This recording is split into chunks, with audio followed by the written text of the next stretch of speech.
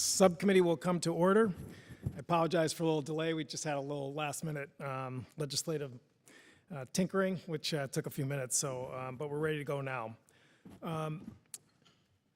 I'd like to welcome the members who are joining today's markup remotely.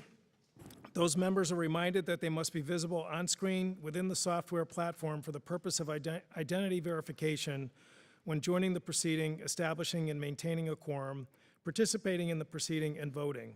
Members participating remotely must continue to use the software platform's video function while attending the proceedings unless they experience connectivity issues or other technical problems that render the member unable to fully participate on camera. If a member who is participating remotely experiences technical difficulties, please contact the committee staff for assistance and they will help you get reconnected. When recognized, video of remotely attending members' participation will be broadcast in the room and via the television/internet feeds. Members participating remotely are asked to mute their microphone when they are not speaking. Doing so will help ensure that the remote technology works properly. Members participating remotely will be recognized normally for asking questions, but if they want to speak at another time, they must seek recognition verbally. In all cases, members are reminded to unmute their microphone prior to speaking. Members should be aware that there is a slight lag of a few seconds between the time you start speaking and the camera shot switching to you. Members who are participating remotely are reminded to keep the software platform's video function on for the entirety of the time that they attend the proceeding. Those members may leave and rejoin the proceeding. If members depart for a short period for reasons other than joining a different proceeding, they should leave the video function on. If members will be absent for a significant period or depart to join a different proceeding, they should exit the software platform entirely and then rejoin it if they return. Members are also advised that I have designated a committee staff member to, if necessary, mute unrecognized members' microphones to cancel any inadvertent background noise that may disrupt the proceeding. Members may use the software platform's chat feature to communicate with staff regarding technical or logistical support issues only. Finally, remotely participating members should see a 5-minute countdown clock on the software platform's display, but if necessary, I will remind members when their time is up. For the purposes of voting, remote members are reminded that they must unmute themselves to vote. For voice votes, I will pause for a few seconds when asking for a yes and no votes to ensure remote member votes have been heard. If we have a roll call vote, remote members are requested to both say their name and how they vote. Doing so will help ensure the clerk, so that the clerk can properly record your vote. Remote members must be visible to me on the screen in order to vote. Remote members who experience connectivity issues or other technical problems that render the member unable to participate on camera will not be able to vote. So that's our technical statement. And I want to again now say good afternoon to everyone and welcome to our mark. I guess we're the last subcommittee to proceed, and then we'll head to full committee next week. Again, I want to just thank you to all of the members who are here today in person. Also, since we addressed all the remarks to our remote friends, as we consider the Sea Power and Projecting Forces Subcommittee mark for fiscal year 2021 National Defense Authorization Act. Before we begin our work today, I want to start by thanking our members and staff for their tremendous help with getting this mark together under unexpected circumstances. Even in the midst of a pandemic, the work went on, and the result before us today is a testament of the strong legacy of bipartisanship and cooperation on our panel. I want to particularly thank my ranking member, Rob Whitman, who we've worked together for 13 years, doing a lot of these marks, for your partnership in this process, and to all of our members on both sides of the aisle for your constructive input for this year's mark. I'd like to take a few minutes to highlight some of the key elements of our proposal. Going back to last February's budget submission, it became vividly clear that our subcommittee was facing an unprecedented challenge. Among other things, airlift and sealift were under-resourced, the Navy shipbuilding budget was cut by 17% from last year, and the request for new ships, as verified by the Congressional Research Service, was 7, the lowest since 2009. And the statutory requirement for the Department of Defense to submit a 30-year shipbuilding plan was and continues to be brazenly ignored. Our subcommittee was faced with a monumental task of fixing all of these gaps and shortfalls. With the help and input of all, I believe we have created a bipartisan mark that in fact addresses many, if not all, of these flaws in the budget that was sent to us. In particular, the mark corrects the hit to our critical shipbuilding industrial base and is aligned to the Navy's actual requested priorities that were not included in last February's budget submission. It recommends to the full committee that the Navy procure 8 new Battle Force ships, 1 more than originally requested. This includes the first Columbia-class fleet ballistic missile submarine, 2 Virginia-class submarines, 2 DDG-51 Arleigh Burke destroyers, 1 guided missile frigate, and 2 towing, salvage, and rescue ships. This reverses one of the most confounding elements of the budget, the elimination of the Virginia-class submarine, a Virginia-class submarine, which would have disrupted the 2-a-year build rate for the first time in a decade. This subcommittee has been fully committed to sustaining the 2 submarine build rate, and previously we had already approved $1.1 billion since 2018 to support a second 2021 sub. We have heard Navy officials confirm that not only is there industrial-based capacity to support this, but that restoration of their #1 unfunded priority represents the most cost-effective and least disruptive way to mitigate our declining submarine fleet. To that end, in testimony before the full committee in February, Chief of Naval Operations Admiral Michael Gilday explicitly said, "If you asked me if I could build you another ship today, what would it be? It would be a Virginia-class submarine." As I mentioned earlier, the Department of Defense also has put us in an untenable position of authorizing their shipbuilding requests without any meaningful strategic or analytical context. The law is clear here. Since 2002, a 30-year shipbuilding plan is mandated to accompany the budget. The Secretary has stated his opinion that a 30-year shipbuilding plan is of, quote, questionable value, but the fact remains that he is required to submit it. As Mr. Ron O'Rourke from the Congressional Research Service testified recently, Congress has reaffirmed its support for this law on a number of occasions, regardless of political party. This unprecedented impasse is unacceptable, and therefore our mark restricts some funding for the Office of the Secretary of Defense until the 30-year shipbuilding plan is delivered, and prohibits the retirement of any Navy vessel until the Secretary of Defense provides a Navy force structure assessment. Yesterday, the Navy announced a milestone $10 billion contract to begin work on the first 2 Columbia-class ballistic missile submarines, the culmination of nearly a decade of preparation. In our mark, we assure the most cost-effective and efficient construction of those submarines by providing incremental funding authorization within the National Sea-Based Deterrence Fund. This program is a national strategic priority. It is not a Navy-only bill, and we encourage the Department to use the NSBDF in the way that it was intended when this subcommittee enacted this provision in 2015 to help mitigate cost issues and take pressure off the Navy shipbuilding account. In regard to projection forces, we were asked to accept permanent reductions in aerial refueling and tactical airlift force structure in return for investments in new high-end capacity. Some of this high-end capacity is not yet operationally ready. For example, the operational fix for the remote vision system for the KC-46A is years away.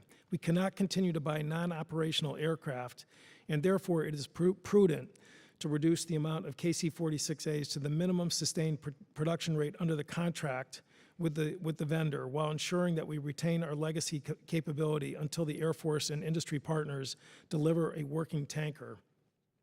We also established a statutory requirement of 292 tactical airlift aircraft and continue investment in modernization of our workhorse C-130H fleet. Our subcommittee has consistently led the way in authorizing critical engine and propeller upgrades and recommends again doing so in our mark. Finally, our mark continues our bipartisan focus on a crucial but too often overlooked national security priority, our sea lift capabilities. The increasing age and decreasing reliability of our fleet was made clear in the recent turbo activation exercise, in which our sea lift met only 40% of its no-notice activation requirement. This bill continues our support of a 3-pronged approach of extending current sea lift ships, buying used vessels, and in tandem requiring the start of domestic new build ships. The used market is insufficient to meet our needs, and we must move ahead with an affordable new sea lift ship. We also, again, authorize a new tanker security program. Sea Lift Tanker Security Program continues support of the National Security Multi-Mission Vessel, and recommend an increase in funding for the Maritime Security Program meant to address the impact of the COVID-19 pandemic on our domestic shipping fleet. This mark could not have happened today without the tireless work of our subcommittee staff. And I want to thank Phil McNaughton, Kelly Goggins, Dave Sinicki, and Eastern Connecticut native Sean Falvey for their work on our behalf. And with that, I now yield to my good friend and ranking member, Mr. Whitman, for any opening remarks. Well, thank you, Mr. Chairman. I thank you for yielding, and fear not, because while we are last, we know that the last shall be first. So I appreciate your extraordinary work, and in my estimation, this is a great mark, and it seeks to accelerate investments and critical capabilities that are necessary to deter conflict and win the peace. First of all, we are accelerating the undersea strike capacity and providing for our strategic deterrence. The largest move in the NDA this year is the inclusion of an entire Virginia-class attack submarine. With the Navy proving that the industrial base has the capacity to execute this submarine, and the Chief of Naval Operations, Admiral Gilday, indicating that this is his #1 unfunded requirement, it is imperative that this Congress move to alleviate the sharp reduction in overall attack submarines. Additionally, we are marking a pivotal event with the authorization of the first Columbia-class submarine, which represents the cornerstone of our nation's strategic deterrence. With the construction of 12 Columbia-class submarines in a timeline-constrained effort and a proposed investment of almost $110 billion, we must get this right. As to the other efforts, I think this mark is just as much about the Army as much as it is about the rest of the department. I have speculated publicly in the past that it is all well and good to have the world's best Army, but if we can't get them to where they are needed, what is the utility of having the best Army in the world? We have spent years encouraging a reluctant Department of the Navy to provide for a credible logistics and sea lift capability, and are finally on the cusp of delivering. In this mark, we move to recapitalize the surge sea lift forces with the authorization of 4 sea lift vessels. Additionally, we buttress the 60-ship maritime security program with additional latitude and resources to overcome COVID-19 pandemic-related concerns. Finally, we affirm to the Air Force that it is imperative that we have adequate intertheater lift for our Army soldiers by establishing a minimum floor of C-130 aircraft. I am proud of this mark's support of sea lift and airlift forces, but I remain of the opinion that the U.S. Army should take a more proactive role in ensuring its own access to future conflict. Finally, as good stewards of our taxpayers' resources, I support the reduction of KC-46A tanker build rate. As we move to the minimum sustaining rate for KC-46A production to minimize rework associated with deficiencies in the boom, the remote visiting system, FOD, and leaking tanks, I look forward to offering an amendment later today to further constrain the production of this aircraft. Additionally, I support the mark's move to limit development of the large unmanned surface vessel concurrent with the development of the autonomy and operational concepts proposed for this unmanned vessel. In conclusion, I want to thank Chairman Courtney for his leadership on this subcommittee. He has been unwavering in making sure that everybody's thoughts and ideas have made its way into this mark.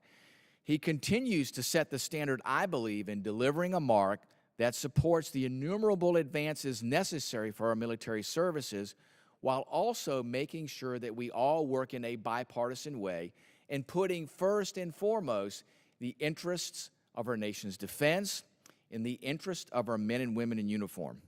My friends, this is the definition of a bipartisan mark. I'm pleased to associate myself with Chairman Courtney's efforts and will do my utmost to make sure that this mark becomes law. And with that, Mr. Chairman, I yield back the balance of my time. Thank you, Mr. Whitman. And again, just want to note, the constant participation of you and Mr. Sinicki, and again, the members of your caucus, and as we brought this together. Mr. Chairman, if I could also point out, too, I want to reiterate your thoughts and ideas, too, to recognize the efforts of Phil, of Dave, and of Kelly, and of Sean. They have been extraordinary in this. None of this happens, not a bit of this happens, without their extraordinary work, their tireless efforts. So again, another shout out to just a fantastic staff. We're very lucky in terms of the entire committee staff, for sure.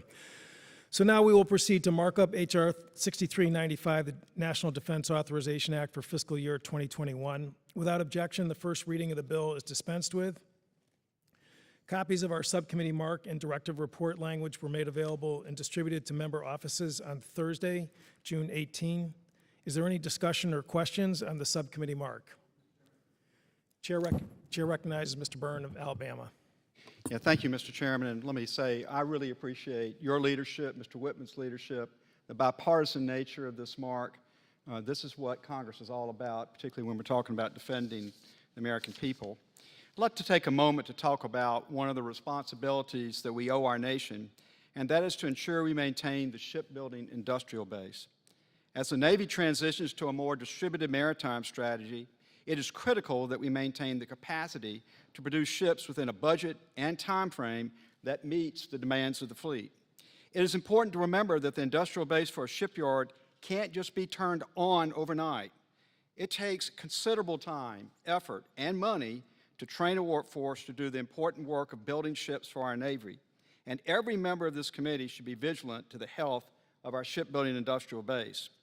As you all know, Austal USA is in my district and currently has about 3,700 employees. I am very proud of the ships these men and women build. Unfortunately, with the loss of the frigate contract and the reprogramming of an expeditionary fast transport, this shipyard is in a period of uncertainty, and I'm putting that mildly. We must ensure shipyards like Austal thrive. I was grateful to hear of the recent announcement of the continued investment from Austal and the Department of Defense to add a steel shipbuilding capacity. This new capability is a huge boost to U.S. warship production and will give Austal the unique ability to produce both steel and aluminum ships.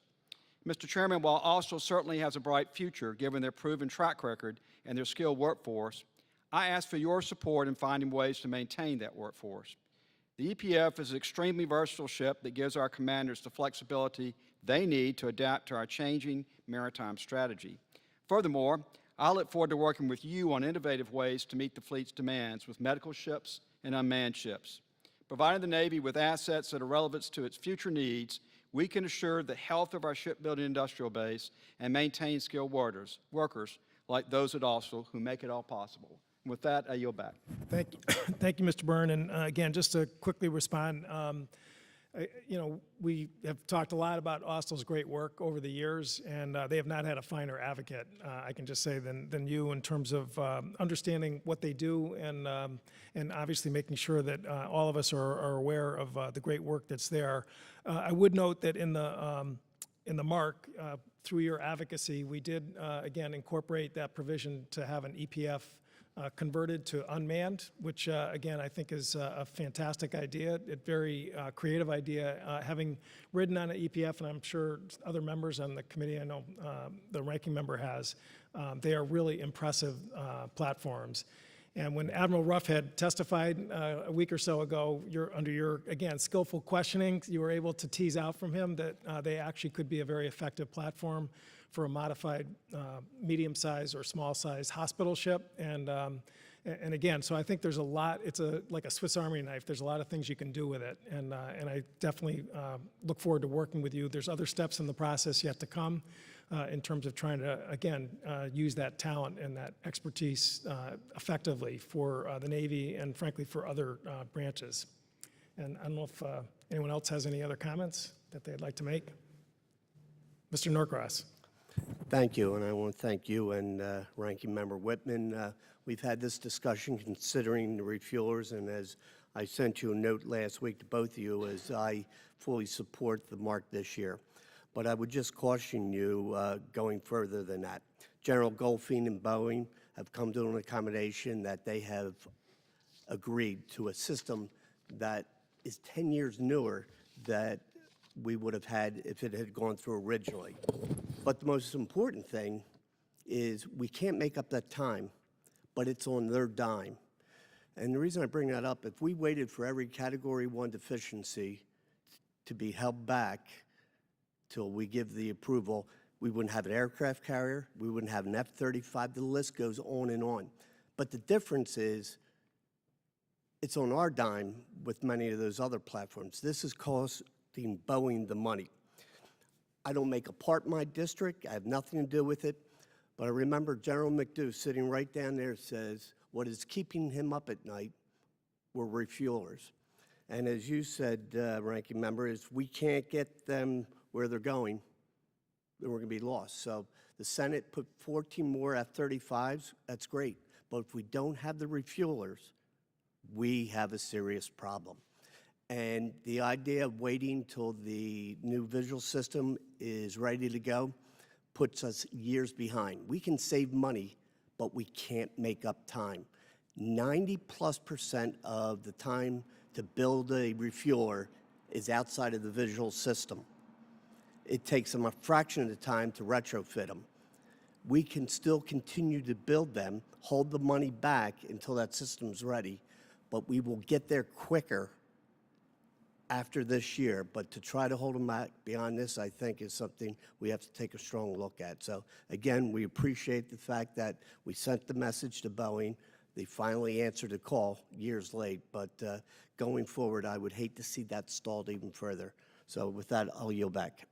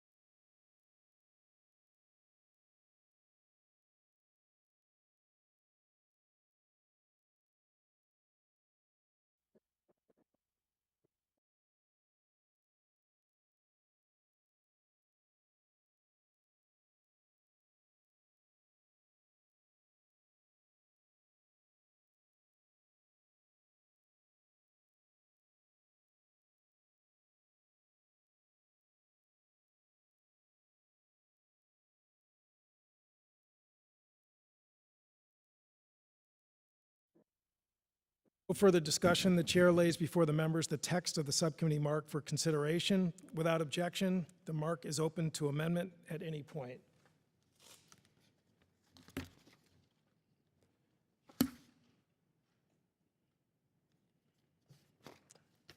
Okay. We jump to. Okay. So are there any amendments to the subcommittee mark? Hearing none, we will now consider en bloc package number 1. I ask unanimous consent to call up en bloc package number 1, consisting of amendments that have been worked and approved with a minority. Without objection, so ordered. Will the clerk please pass out the en bloc amendment?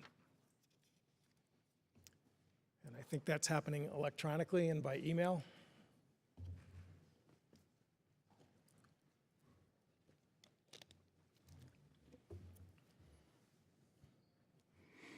Without objection, the amendments are considered as read. En bloc package number 1 is comprised of the following: an amendment offered by Mr. Courtney, Mr. Byrne, and Ms. Loria. That's 001R1. Amendment number 2 by Mr. Waltz. Amendment number 3 by Mr. Waltz. Amendment number 4 by Mr. Whitman. And amendment number 5 by Mr. Whitman. And lastly, amendment number 6 by Mr. Whitman. Is there any further discussion on the en bloc package? Ms. Loria? Well, thank you to Chairman Courtney. I wanted to highlight your amendment and say that I'm proud to be a co-sponsor of that amendment. We all know the value of the Jones Act on our national security, on our U.S. flag merchant fleet, and in protecting American jobs for American mariners. And the goal of this amendment is to ensure that the Jones Act waiver process is not abused, and we know who is using waivers and when they are granted. So I want to thank Mr. Courtney for his efforts, and know that this committee as a whole stands behind our American merchant fleet. Great, thank you. Mr. Whitman. Mr. Chairman, if I can speak real quickly to your amendment and Ms. Laurie and Mr. Waltz, thank you, too, for working with members of the minority side to get to a point where everybody is now in agreement with this and it can be moved into the en bloc. I appreciate that. Mr. Conway, thank you so much for your conversations to what I believe creates a very useful and productive effort for us to make sure that we are properly staying informed in managing how the Jones Act is exempted from. We understand how incredibly important it is to U.S. maritime interest, and it should be used in a limited amount of situations and for a very short duration of time. So thank you for your efforts there, Mr. Conway. Thank you. Great, thank you. One of the briefings that we had during the blackout here was with Admiral Busby and Admiral Mewborn, who actually reiterated strongly the fact that the Jones Act is really critical to making sure that we have, again, that auxiliary fleet, sea lift fleet, and again, I think that's really the underlying sort of motivation for this amendment. Is there any further discussion on the en bloc package? If there's no further discussion, the question is on adoption of en bloc package number 1. So many as are in favor will say aye. Aye. Those opposed, no. The ayes have it, and the amendment is adopted.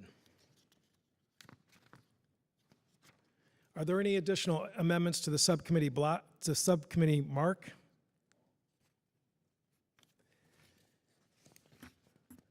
Okay. The question now occurs on the adoption of the Mark as amended. So many as are in favor will say aye. Aye. Those opposed, no. The noes have it, and the mark is adopted. Sorry, the ayes have it, and the mark is adopted. That would be a problem. So, all right, now we're gonna. The chair now recognizes the gentlewoman from Virginia, Ms. Luria, for the purpose of a motion. Mr. Chairman, I move that the subcommittee report the mark as amended favorably to the full committee. The question is on the motion of the gentlewoman from Virginia, Ms. Luria. So many as are in favor will say aye. Aye. Those opposed, no. A quorum being present, the ayes have it, and the motion is adopted. And without objection, a motion to reconsider is laid upon the table. Without objection, members have 5 legislative days within which to submit written statements into the record, so ordered. I also ask unanimous consent that staff be authorized to make necessary conforming technical and clerical changes and to remove from the mark provisions that would cause the mark to refer to other committees or would result in additional direct spending or would result in an earmark. Without objection, so ordered. There being no further legislative business before the subcommittee, this meeting is adjourned. Great work, Joe. Yep, very good. Thanks, my friend. buddy. All right. Great job, Yep. as always. Yep, that was a good one. Yep.